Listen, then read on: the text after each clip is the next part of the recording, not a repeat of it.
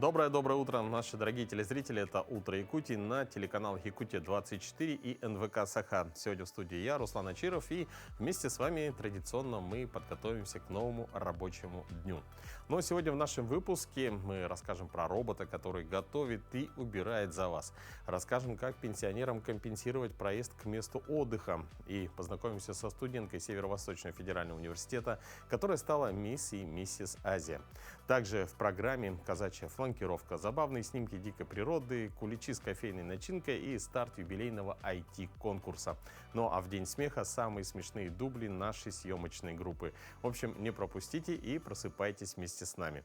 Ну а также напоминаю, что у нас есть телеграм-канал «Утро Якутии», подписаться на который вы можете, используя QR-код, который видите на экранах. Там мы выкладываем всю самую интересную информацию, сюжеты и, конечно, общаемся с нашими подписчиками. Ну и, конечно, есть канал в мессенджере Max, который вы видите также на своих экранах. В том числе в наших каналах мы выкладываем ежедневно, каждое утро, прогноз погоды, но традиционно делимся с вами, потому что нужно знать, как же нужно одеться перед тем, как пойти на работу. Прогноз погоды. Итак, по состоянию на 6 часов утра температура воздуха в центральных районах республики была минус 22, минус 14 градусов. В заречной группе Улусов от минус 13 до минус 3, в южных минус 14. В Вилюйской группе Улусов от 24 до 21 градуса со знаком минус. В Нижнеленских 20-19 градусов ниже нуля. В западных минус 20, минус 16. В Колымо-Дигирской группе Улусов от минус 17 до минус 6. В Янских 20-10 градусов ниже нуля. На северо-западе республики от минус 28 до минус 17. В городе Якутске температура воздуха на 6 часов утра была минус 12 градусов. Атмосферное давление 753 миллиметра ртутного столба. Ветер южный 1 метр в секунду. Сегодня днем минус 7, минус 9. Умеренный снег, гололедица на дорогах. Ветер северо-западный 3,8 метров в секунду. Порывы от 8 до 13 метров в секунду. В общем, ветреная погода у нас сейчас в Якутске, поэтому учитывайте этот момент. Ну а прямо сейчас давайте узнаем самые актуальные новости, которые произошли к этому часу.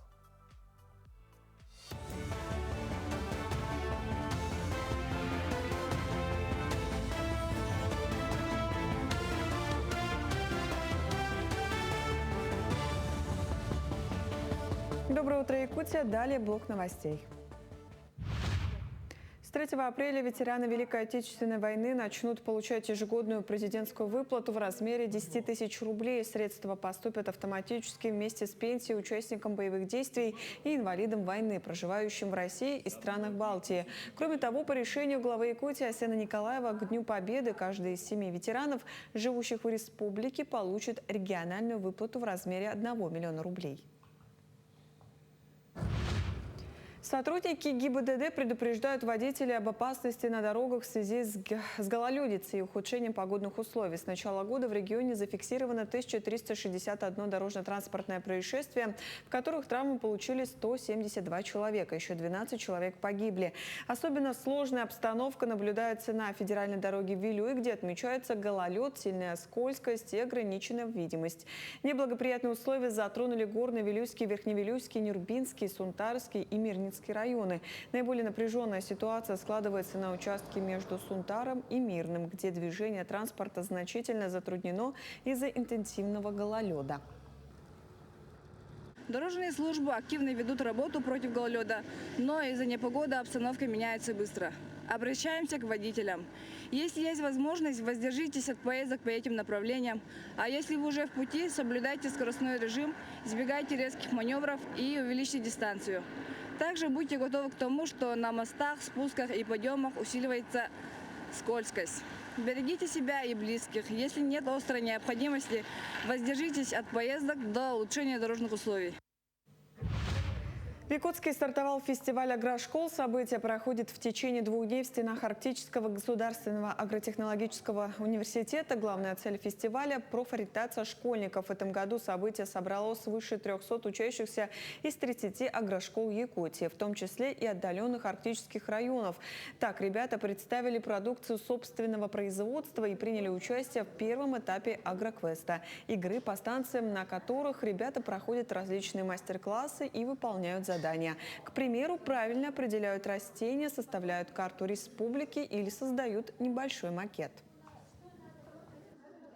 Фестиваль агрошколы у нас проводится 2-й год, и действительно итоги прошлого года позволяют нам говорить о том, что такие мероприятия очень востребованы среди школьников, да, среди учителей, где мы можем наблюдать действительно профориентационные мероприятия. Да. Это и связь школы с университетом, это вопросы, связанные и с обменом опыта между школами. Да. Поэтому действительно по отклику, по обратной связи, которую мы получили, действительно решили, что это мероприятие должно стать традиционным.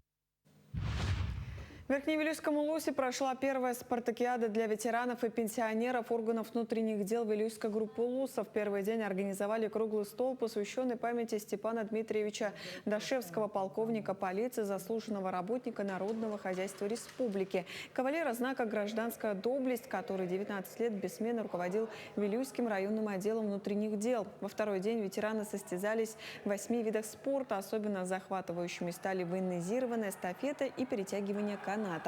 Возраст участников разный, но волю к победе продемонстрировали все. От имени нашей СМИ выражаю глубокую, огромную благодарность организаторам и участникам спартакиады МВД.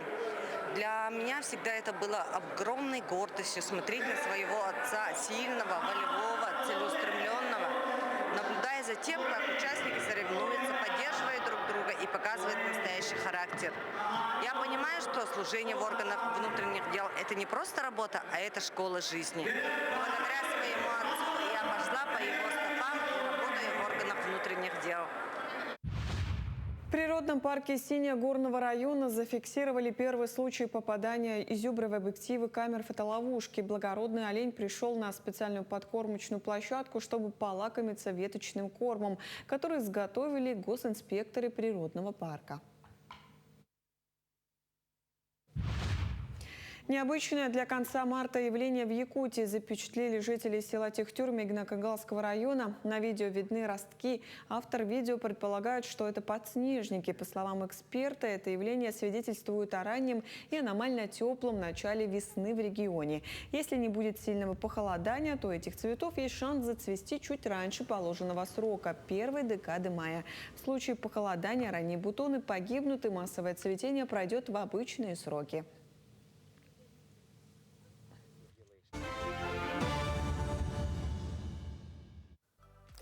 Ну а теперь к новостям из Китая. Там представили необычную разработку так называемого робота-жену. Модель под названием Panther уже умеет выполнять целый список бытовых задач. Застилать кровать, убираться, стирать, мыть, сантехнику и даже готовить еду. Создатели делают ставку на то, что устройство сможет взять на себя рутинные домашние обязанности и облегчить повседневную жизнь. Цена новинки пока не раскрывается, но эксперты уже предполагают, с учетом растущего спроса на технологии для комфортной жизни, интерес к такому устройству точно будет высоким. Похоже, будущее, о котором раньше говорили в фантастике, становится все ближе.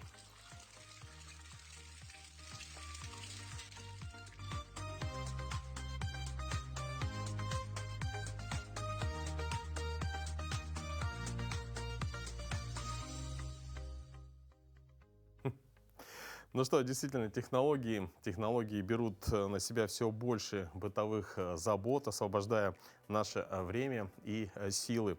Но, как говорится, как бы не был умен робот на кухне, главная ценность – это наше собственное здоровье и, конечно, время и силы. Хотелось бы также отметить, что это время и силы мы можем потратить на себя. Ну и вот здесь как раз возникает вопрос, насколько часто мы забываем о самом главном – о регулярной проверке организма и можно ли доверять их искусственному интеллекту. Ответы мы найдем в рубрике «Мой доктор».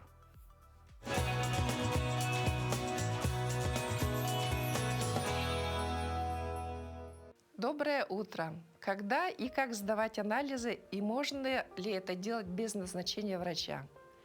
Сдавать анализы важно в тех случаях, когда есть симптомы или признаки, указывающие на необходимость диагностики. Например, при постоянной усталости, болях, изменениях в состоянии здоровья или для профилактики. Анализы также нужны для контроля хронических или наследственных заболеваний. Основные виды анализа включают общий анализ крови, биохимию крови, анализы на инфекционные заболевания, гормональные показатели, а также более специфические тесты. Что касается возможности сдавать анализы без назначения врача, в большинстве случаев в частных лабораториях это реально и можно делать. Можно обратиться напрямую и пройти большинство исследований. Однако важно помнить, что результаты нужно правильно интерпретировать, а без консультации существует риск неправильно понять их назначение. В последнее время для интерпретации анализов люди сами используют искусственный интеллект. Важно знать, что искусственный интеллект в настоящее время несовершенен, и его еще надо обучать. Также искусственный интеллект может не учитывать погрешности лабораторного оборудования и возможной неточности в подготовке и сдаче анализов человека. В случае выявленных отклонений все равно потребуется консультация врача для постановки диагноза и назначения лечения. Искусственный интеллект не сравним с клиническим умом врача, который видит реального человека, а не просто анализы. Итак, сдавать анализы без направления можно, но лучше предварительно проконсультироваться с врачом. Это поможет определить, какие именно анализы вам нужны, как правильно подготовиться и как понять полученные результаты. Такой подход значительно повышает эффективность диагностики. Будьте здоровы! Ежегодно тысячи пенсионеров планируют свой отдых, и одним из важных вопросов остается возможность возместить транспортные расходы. Действующее законодательство предусматривает меры социальной поддержки, позволяющие компенсировать стоимость проезда к месту отдыха и обратно. Как правильно воспользоваться этой льготой, кто имеет на нее право и какие документы необходимо собрать? Обо всем этом сегодня подробно расскажет главный специалист клиентской службы Центра «Мои документы» Елена Винокурова. Доброе утро. Доброе утро. Скажите, кто имеет право на получение данной компенсации? На получение данной компенсации имеют неработающие пенсионеры, которые получают пенсию по старости либо по инвалидности.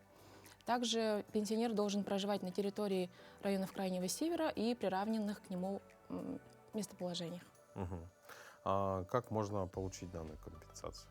Компенсацию можно получить двумя способами. Это получение талона на приобретение билетов к месту отдыха туда и обратно, или на возмещение фактически произведенных расходов к месту отдыха туда и обратно. Существует ли какая-либо периодичность, то есть как часто можно использовать данный проезд? Данный проезд можно использовать один раз в 2 года. Календарное исчисление года будет числиться с 1 января года, в котором пенсионер получил компенсацию на проезд. А на каком транспорте можно путешествовать, чтобы получить компенсацию? Допустим, скорее всего, вопрос о том, если на автомобиле, да, это делается на личном, и, понятно, поезд, самолет. Да, есть такая возможность получения компенсации через железнодорожный транспорт в плацкартном вагоне, через автомобильный транспорт в автобусе по маршрутам следования и в воздушном транспорте в экономическом классе. Также есть водный транспорт внутреннего движения, в морском транспорте в каютах 4-5 групп и на личном транспорте. Автотранспорт, то есть также чеки за ГСМ можно предоставить? Да, конечно, по личному транспорту предоставляется в том случае, если пенсионер направлялся к месту отдыха по маршрутам следования железнодорожного транспорта. А какие документы нужно предоставить для оформления компенсации, чтобы ее получить? Для получения компенсации в виде талонов достаточно будет предоставления паспорта и СНИЛСа пенсионера. Для получения компенсации за фактически произведенные расходы необходимо предоставить паспорт, СНИЛС, проездные документы, квитанции об оплате. Также, если обращается доверенное лицо, необходимо предоставить паспорт, доверенность и паспорт заявителя. В случае, если оплату проезда произвел кто-то, иное лицо, необходимо будет предоставить расписку о получении денежных средств от пенсионера. И также, если проезд производился по автотранспорту, необходимо приложить паспорт транспортного средства. Ну и, по-моему, транспорт должен записан быть именно на самого пенсионера или нет? Не обязательно. На родственников? Обязательно на пенсионера должен быть записан. Ага. Ну, я думаю, что нужно рассказать нашим телезрителям, куда можно обратиться с заявлением для оформления компенсации, где получить подробную информацию. Да, конечно. Для получения данной компенсации можно будет обратиться в клиентскую службу Социального фонда России через офисы центра «Мои документы». Есть возможность подачи заявления через Почту России, но для получения талонов необходимо будет присутствие в клиентской службе СФР. И также есть возможность электронной подачи заявки через портал госуслуги. Елена, спасибо вам большое. С очень полезной информацией. Всегда сотрудники центра «Мои документы» нас еженедельно посещают и рассказывают нашим телезрителям очень полезную информацию. Спасибо. Спасибо. Ну а теперь о том, с чего начинается день. Небольшой комплекс утренней зарядки, который поможет взбодриться и сохранить тонус. Давайте перейдем к упражнениям.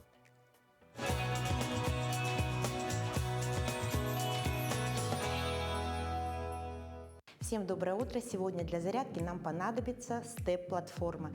Если у вас ее нет, вы можете выполнять это упражнение прямо на полу. Итак, поехали! Итак, начинаем нашу зарядку с базовых упражнений. Итак, у нас будет сейчас зашагивание на платформу. Итак, поехали! Начинаем с правой ноги. Мы ходим так, как будто бы мы идем по лестнице. Заходим мягко и спускаемся тоже мягко. Затем левая.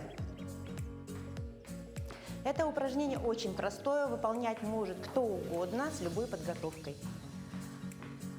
Даже те, у кого больные колени. Так, следующее упражнение у нас будет зашагивание и подъем колена в бок. Помогаем ручками, как будто мы ходим.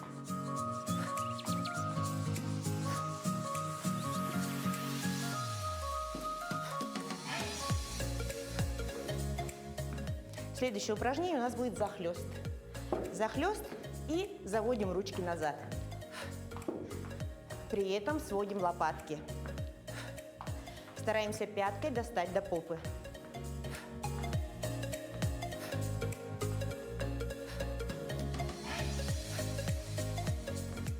Следующее упражнение у нас зашагивание и ножка вперед. Тянем ножку вперед, улыбаемся. Дышим правильно.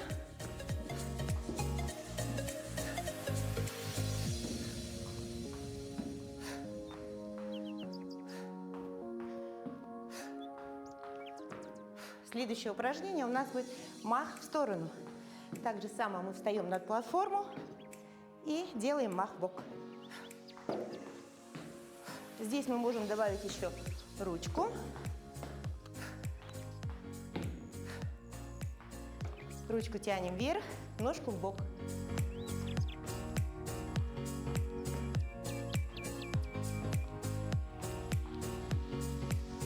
Так, следующее упражнение у нас будет повороты на степе. Ручки поднимаем вверх.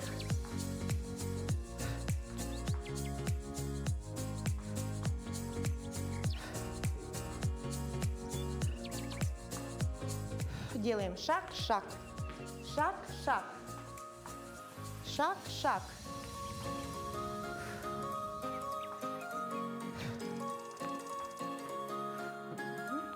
Упражнения со степ-платформой помогут вам развивать свою координацию. Это очень важно для людей в преклонном возрасте. Всем прекрасного дня, отличного настроения, занимайтесь, любите себя. Всем пока-пока. А во Владивостоке прошел первый турнир по сценической фланкировке казачьей шашкой. Событие приурочено к 175-летию Забайкальского казачьего войска. Как 12 участников виртуозно переворачивали и подбрасывали холодное оружие, смотрите далее. Фланкировка с шашкой сегодня не только хобби или дань традициям. Это важная часть военно-патриотического воспитания. Именно поэтому, а также в честь 175-летия Забайкальского казачьего войска, в этом году проводится первый турнир по сценической фланкировке. Подростки, юноши и взрослые борются за кубок атамана. Всего на сцену Центра казачьей культуры вышли 12 участников, среди которых и Валерия Голобокова, которая занимается фланкировкой уже более 3 лет.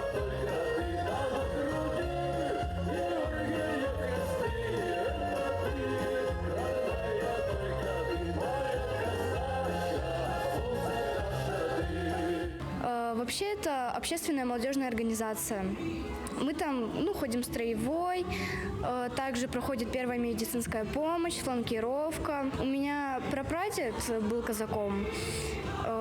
И, наверное, из-за этого. И у меня еще дедушка очень хотел, чтобы у него дочка была, моя мама была казачкой.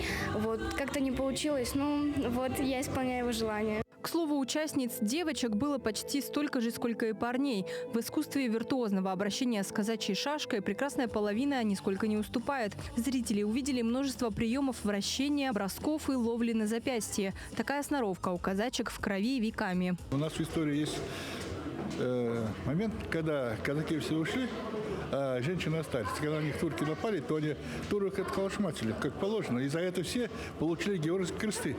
Казаки всегда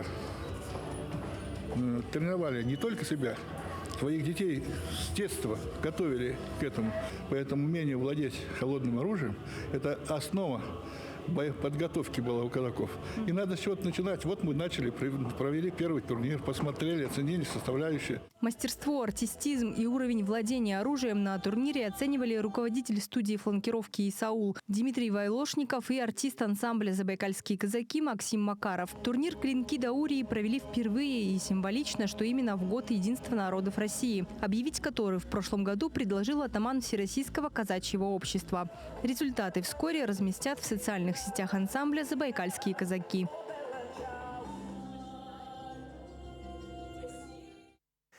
Так с виртуозным владением шашкой и связью поколений казаки Забайкалья отметили славную дату своего войска. И мы переходим к историческим событиям и расскажем, чем еще знаменательна дата 1 апреля.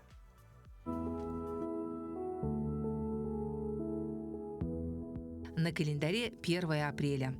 Сегодня День смеха, Международный день птиц. По народному календарю Дарья Грязная. Грязной Дарью на Руси называли за то, что к этому дню уже активно таяли снега. Считалось также, что в этот день просыпается домовой. Этот день в истории. В 1748 году, 1 апреля, начались раскопки древнеримского города Помпеи. Этот день также считается днем рождения доллара. В 1924 году, 1 апреля, вышло постановление ЕЦИК об отделении хатонов от юрт. В 1930 году, после премьеры фильма «Голубой ангел», взошла звезда Марлен Дитрих. В 1938 году в этот день положено начало широкому распространению растворимого кофе. В этот день родились Уильям Гарвей, английский врач, физиолог и эмбриолог. Николай Гоголь, русский писатель, классик мировой литературы. Отто фон Бисмарк, германский государственный деятель. Иларион Прянишников, русский художник, педагог. Рихманд Зигманди, австрийско-немецкий химик, нобелевский лауреат. Именины сегодня отмечают Дарья, Дмитрий, Иван, Иннокентий и Софья. День смеха – отличный повод улыбнуться. Признайтесь, вы ведь любите смотреть на смешные неудачные дубли. Пока наша команда создает сюжеты, случается немало забавных промахов. Порой бывают такие моменты, что удержаться от улыбки просто невозможно. Давайте посмотрим и посмеемся вместе. Японская техника, он больше вообще основан на... Так, еще раз. Японская техника, отсюда начнем. То, что он идет именно уникальная техника. Тормоз отпускаете, можете ехать. Скажите команду вперед. Вперед! Тормоз! Сейчас как раз я вам покажу, как я занимаюсь толканием ядра. Ядря. Я устала. Зачем я сюда полезу?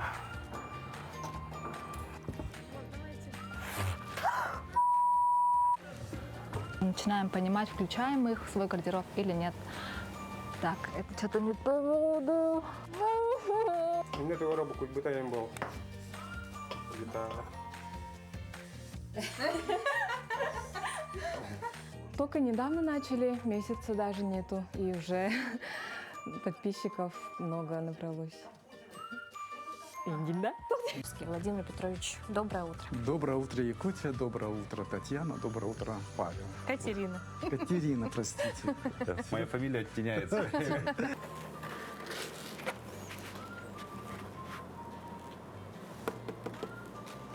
Как-то так. У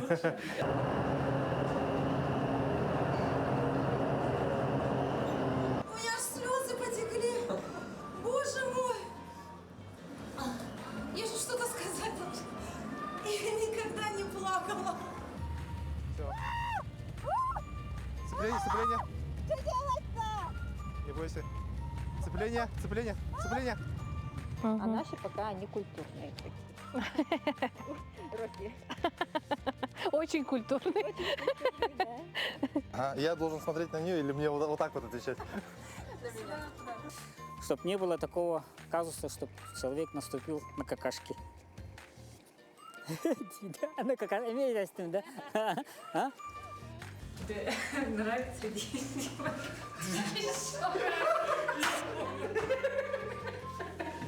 А где режиссер? Еще 2 минуты осталось. Они что, за елкой пошли? На улице. В лес. Девушка, у вас спина белая. Где? Как вы защищаетесь от жары? Че? От жары как защищаетесь? Че? От жары как защищаетесь? По-русски надо, да? Уже включили, что ли? Ой, не надо подносить никуда. А что, от жары, да? Да, от жары. Ну давай. Как вы защищаетесь от жары? Нормально, чуть-чуть ветер. Ветер, да? Ага. Ну что, я думаю, вы посмеялись над нашими неудачными дублями. Ну, в День смеха это самое то. Но не только у нас в кадре бывают забавные моменты. В сети появился топ лучших снимков дикой природы, которые сделали фотоловушки за последние годы. И животные там такие, что удержаться от улыбки просто невозможно.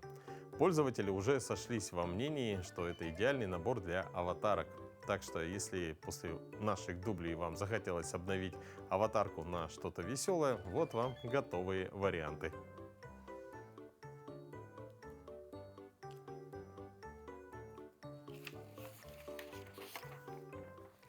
Ну, а уже не за горами Пасха. И к Пасхе решили удивить сладкоежек необычной новинкой. В продаже появились куличи со вкусом капучино. Десерт получился довольно нестандартным. Сверху его украшают аппетитные крендельки, а внутри щедрая порция начинки с кофейными нотками. По словам тех, кто уже попробовал, начинки настолько много, что она буквально чувствуется в каждом кусочке. Ну, а стоит такой необычный кулич около 600 рублей, немного дороже классических вариантов, но, похоже, ставка сделана именно на оригинальный вкус и эффект вау. Отличный вариант для тех, кто хочет добавить в праздничный стол что-то новое и неожиданное.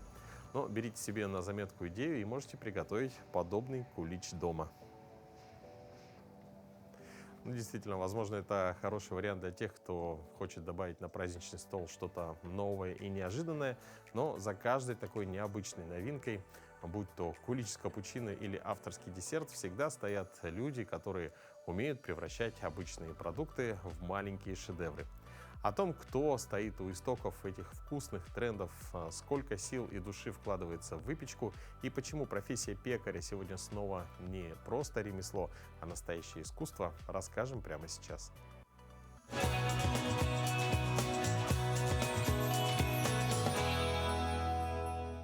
Доброе утро, меня зовут Наталья Старостина, я пекарь, пеку хлеб на закваске, хлеб из добу. Вот эту булочку, технологическую карту я разработала сама. Прям опытным путем, шла целый год в самом начале своего хлебопекарного пути. Это булочки с псилиумом и семенами чиа. Это очень полезные, так как бы и отруби здесь еще Иногда бывают ржаные, но чаще пшеничные.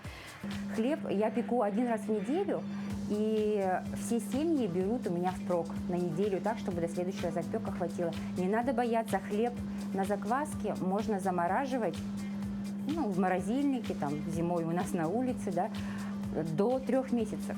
Причем свойства хлеба от этого только улучшаются. Я очень много обучалась. Я для интереса посчитала просто, сколько преподавателей я прошла. 11 преподавателей, из которых 7 чемпионов мира по хлебопечению.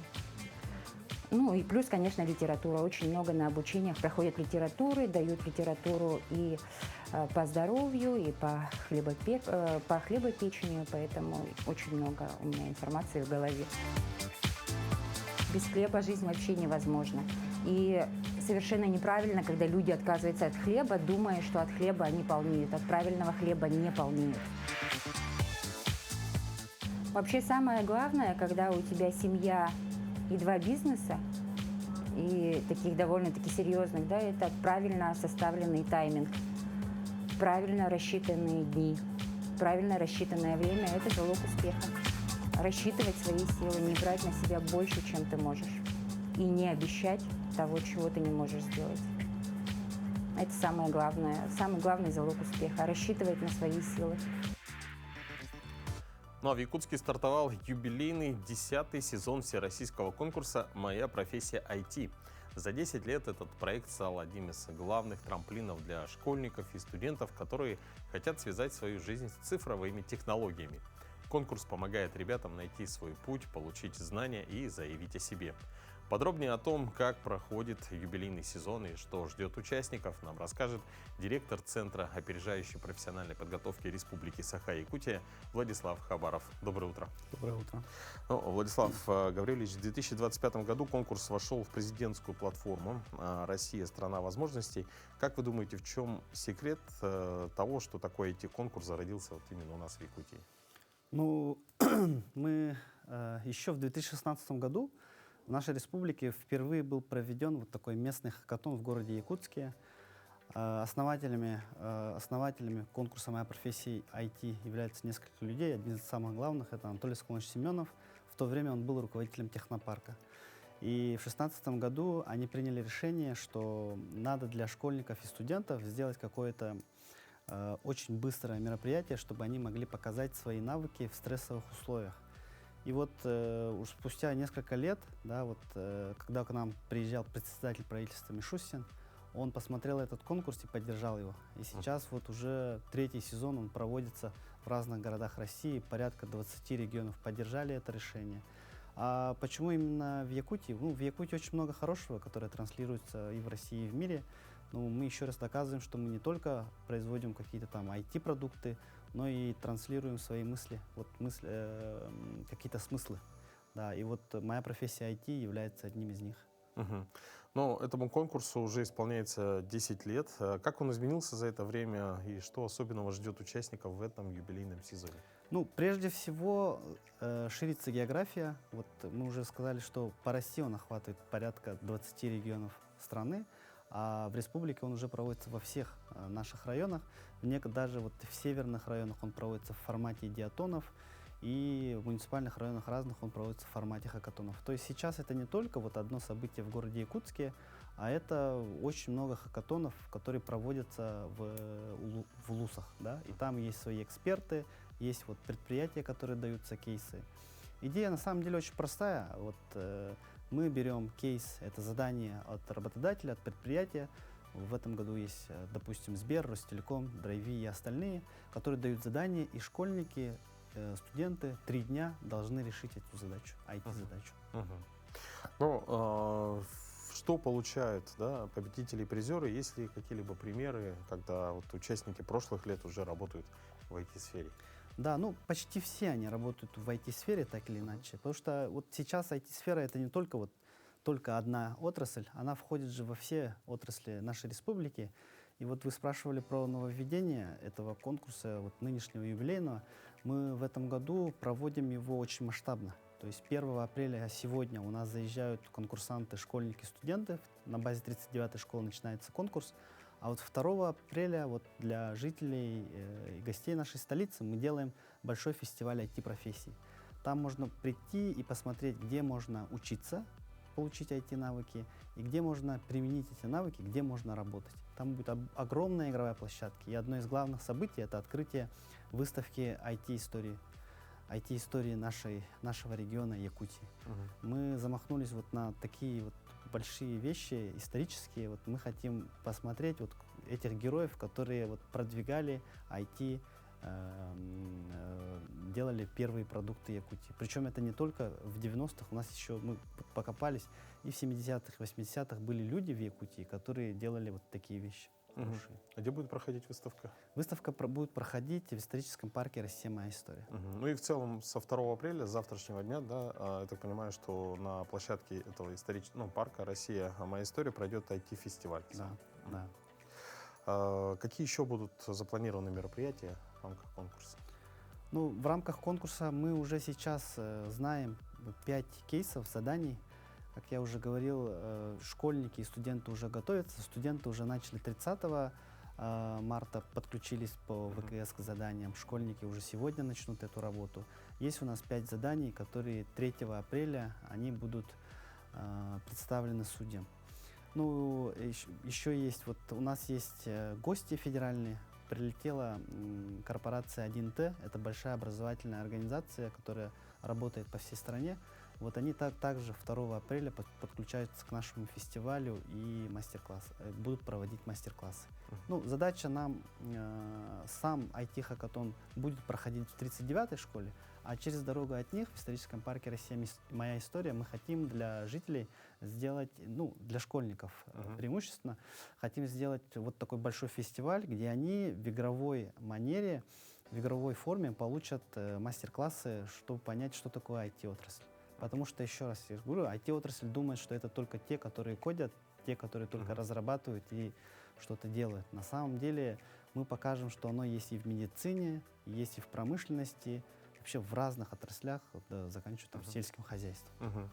Но вот какие направления, на ваш взгляд, вот самые популярные среди детей, да, среди вообще участников, и куда вот ребята хотят в данное время идти больше всего?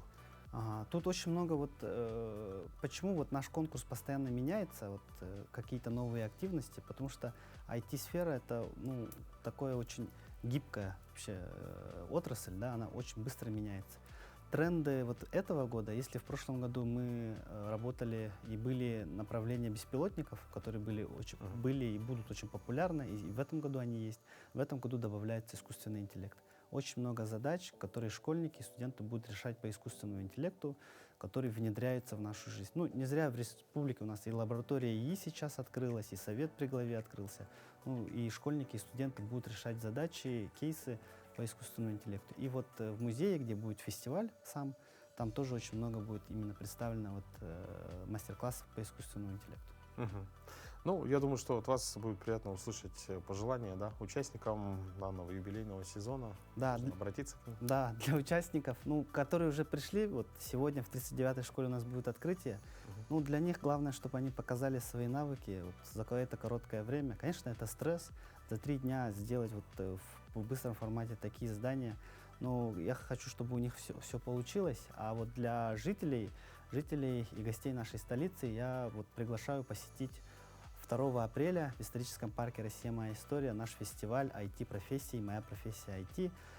Посетите мастер-классы обязательно, посетите наших работодателей, предприятия. Если у вас есть ребенок, школьник, студент, который интересуется IT-отраслью, то он обязательно должен посетить этот фестиваль. Ну, Владислав Гаврилович, спасибо вам большое за очень полезную и интересную информацию. Спасибо. Но действительно, за 10 лет конкурс «Моя профессия IT» помог тысячам якутских ребят найти себя в мире высоких технологий. Но будущее города складывается не только из кода и инноваций, но и из памяти о его прошлом. И сегодня наши юные таланты, а именно ученики Якутского городского лицея, тоже выступили в роли исследователей. Они подготовили сюжет об истории одной из улиц столицы, улицы Красноярова.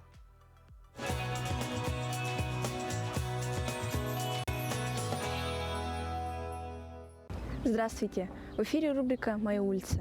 Сегодня мы в одном из старейших районов Якутска – в Залаге.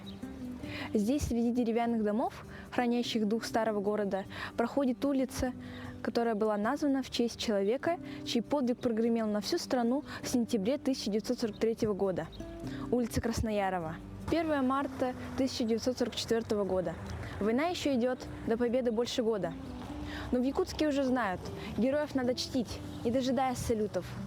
Протоколом заседания Совнаркома Алданская улица переименовывается в улицу имени Героя Советского Союза Клавдия Карповича Красноярова. Клавдий Краснояров родился в Иркутской губернии, но его судьба навсегда связала его с Якутией. Отсюда он ушел на фронт. Стрелок, снайпер, человек невероятной отваги. В сентябре 1943 года советские войска форсировали Днепр. Краснояров был среди первых. Под шквальным огнем он переправился через реку, ворвался во вражеские траншеи и лично уничтожил несколько огневых точек противника. Тот бой стал для него последним. Клавдий Карпович погиб, но плацдарм был удержан. За этот подвиг ему посмертно присвоили звание Героя Советского Союза. Ему было всего 36 лет. А теперь вернемся в Якутск. Улица, которая получила имя героя, находится в Залаге, месте с особой атмосферой. До переименования здесь не было единого названия. Здесь были разрозненные переулки и деревянные дома. Сегодня это живая история.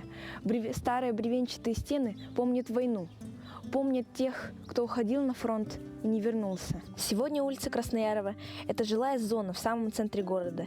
Ее протяженность с запада на восток почти километр – 985 метров, а с юга на север – 227 метров. Здесь соседствуют старые деревянные дома, памятники якутскому деревянному зодчеству конца 19-го, начала 20 века и современные постройки. Улица прилегает к главной магистрали города – проспекту Ленина. Но сама остается тихой, камерной, почти провинциальной. Здесь нет крупных памятников, но вся она – один большой памятник эпохи. Имя героя увековечили не только на карте города. В 1944 году один из пароходов Ленского речного пароходства получил имя Клавдий Краснояров. Так и живет улица Красноярова. Деревянный Якутск и каменный, военное лихолетие и мирная жизнь, гордость и боль утраты с земляка. Алданская улица, ставшая улицей героя. Место, где история дышит из каждого бревна. Над передачей работала киностудия ЕГЛ.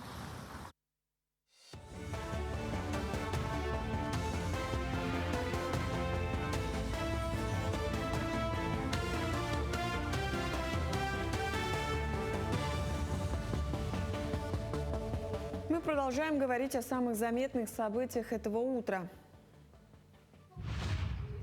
С 1 сентября 2027 года в российских школах вступят в силу новые образовательные стандарты для старшеклассников, закрепляющие создание инженерных классов и обучение работе с искусственным интеллектом. По словам министра просвещения Сергея Кравцова, в стране завершено формирование единого образовательного пространства с унифицированными программами. Обновленный стандарт направлен на освоение современных технологий, использование высокотехнологичного оборудования и укрепление духовно-нравственных ориентиров учащихся. Более 30 финалистов и дипломантов Олимпиад СФФУ приглашены на трехдневную профильную смену вуза для знакомства со студенческой жизнью. 11-классники участвуют в творческих мастерских, проходят тестирование и узнают от преподавателей об образовательных программах, научной деятельности и возможностях зарубежных стажировок. Программа призвана помочь будущим выпускникам адаптироваться к университетской среде и определиться с выбором профессии. Это те 11-классники, которые стали дипломантами в 8, 9, 10, 11 классах, и которые, если они сейчас дадут ЕГЭ по русскому языку на 75 баллов, они могут поступить без экзаменов во многие вузы России. Поэтому цель этого мероприятия как раз познакомить их с университетом изнутри. Усть-Алданский улус является единственным районом, чьи хозяйства 100% обеспечивают себя пассивными семенами зерновых и кормовых культур. Кроме того, продают разным районам республики. Об этом было заявлено на совещании о подготовке к пассивным работам аграриев и растениеводов. С их работами познакомились специалисты со службы земледелия, агрохимической службы и Россельхозцентра республики. С началом лета планируется посеять разных культурных растений на 3589 гектаров. В этом году мы планируем посеять 623,14 гектар, в том числе около 140 гектар пшеницы яровой сорта Туймада и около 450 гектар овса Веленский и около 50 гектар озимой ржи. В Амнинском районе селе Бетюнь состоялся республиканский культурно-спортивный интеллектуально-реабилитационный фестиваль «Современная северная мозаика» Якутской республиканской организации Всероссийского общества слепых. Фестиваль организован с целью социальной адаптации и реабилитации людей с нарушением зрения, раскрытия их творческого и интеллектуального потенциала, а также укрепления дружеских связей между командами из разных районов республики. В течение 2 дней участники соревновались в нескольких направлениях, таких как интеллектуальный конкурс на эрудицию, адаптивный волейбол, представление команды. По итогам всех этапов первое место заняла команда Усть-Алданского района. Работа ведется разная. У нас есть новый культурно-спортивный реабилитационный комплекс по улице Красноярова, 15. Проводятся кружки разные по вокалу, хоровые, по баяну, драм-кружок. В 2016 году мы ввели новый вид спорта, это шоу-даун, это то есть настольный теннис для незрячих. И в этом году мы решили тоже ввести новый вид спорта, это волейбол для незрячих. Сезон отдыха на берегах реки Сени в этом году начался раньше срока, собрав с начала года уже около 1000 человек. Благодаря благоприятным условиям для весенней рыбалки в ближайшее время ожидается еще больше приток посетителей. Такие выезды на природу сохраняют важную культурную значимость, следуют традициям предков. Отцы используют это время для передачи сыновьям навыков рыболовства и жизненного опыта, укрепляя связь поколений в естественной среде.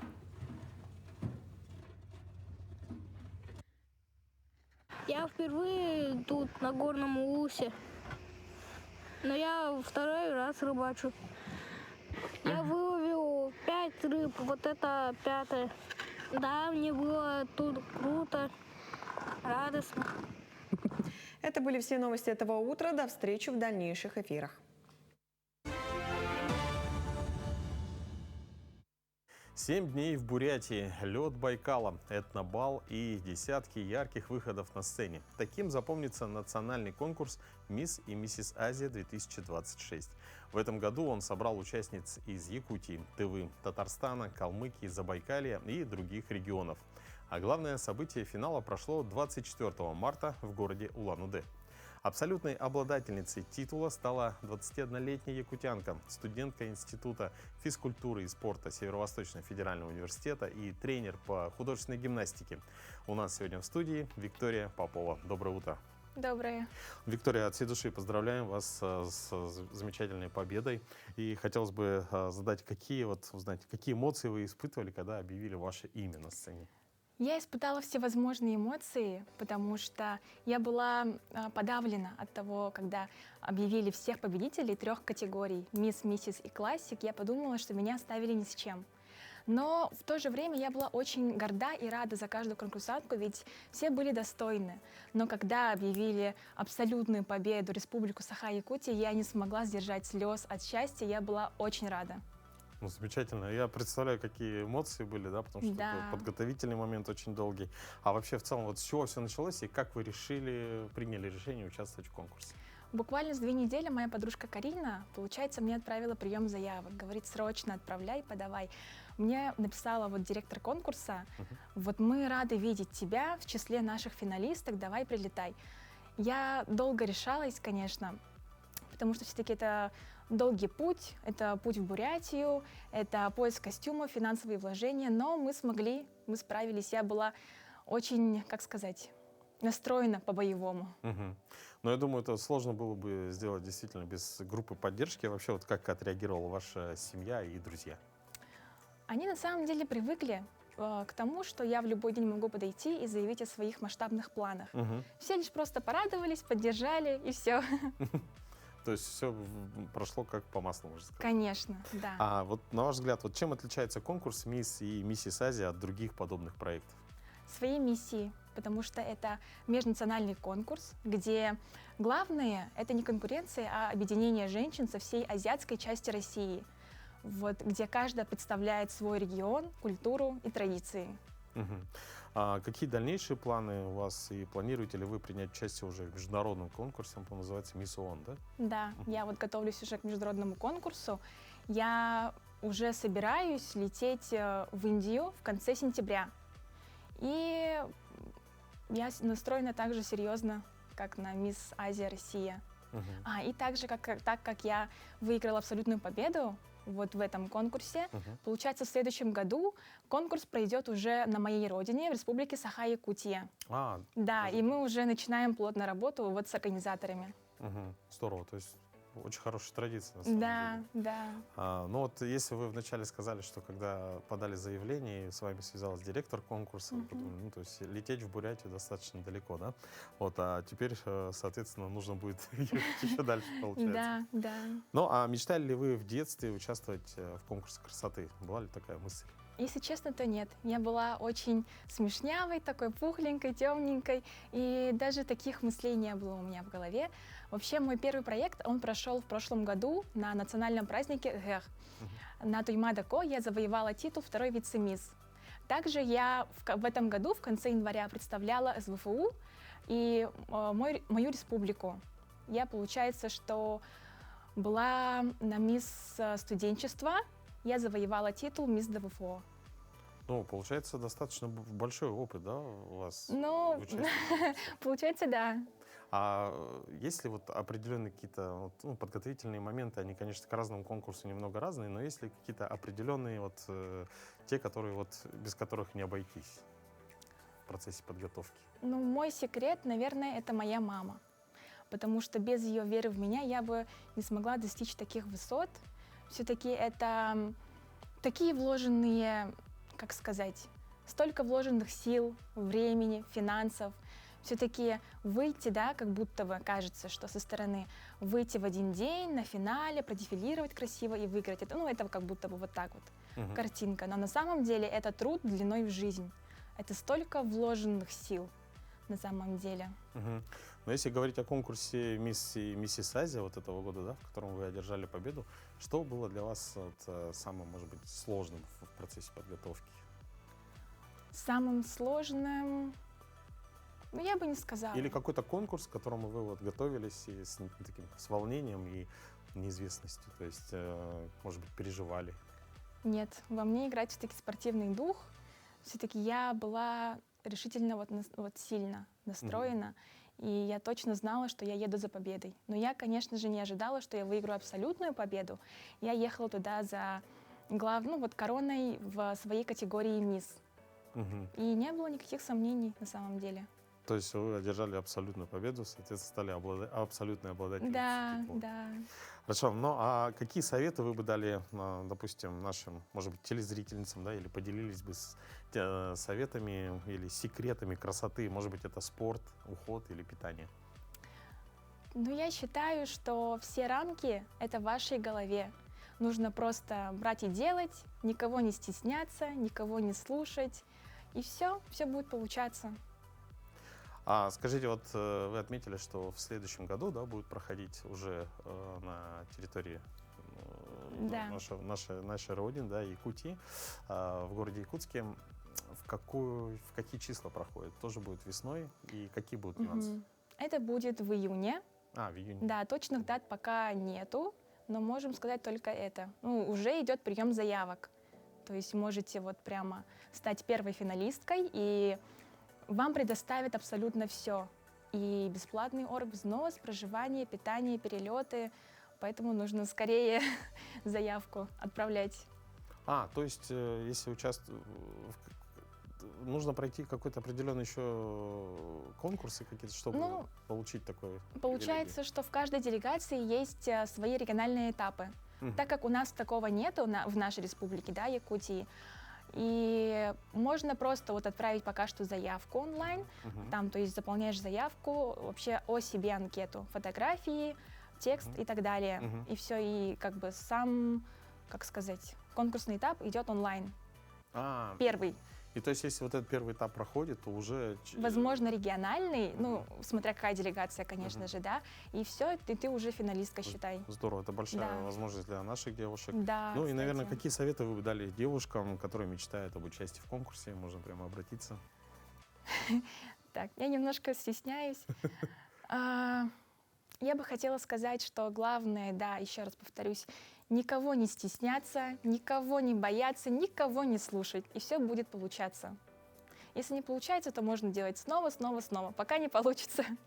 Все, здорово. спасибо Виктория, ну, большое спасибо. На самом деле, мы когда перед эфиром общались, да, то есть для вас, я говорю, что, ну, вы сказали, что волнуетесь, но хотя вы общались со зрителями на сцене, это совсем другое, да, немного? Это совсем не другое, Да. все-таки там видно живых зрителей, а тут непонятно, как бы, не знаю. Ну, очень приятно, и, конечно, еще раз поздравляю вас с одержанием, с тем, что вы одержали абсолютную победу, и, конечно, рады, что в Якутии будет, соответственно, проходить в следующем году этот замечательный конкурс. Спасибо вам большое. Ну, а нашим зрителям мы желаем хорошего начала дня, и, конечно, увидимся с вами завтра в это же время на наших телеканалах. Пока.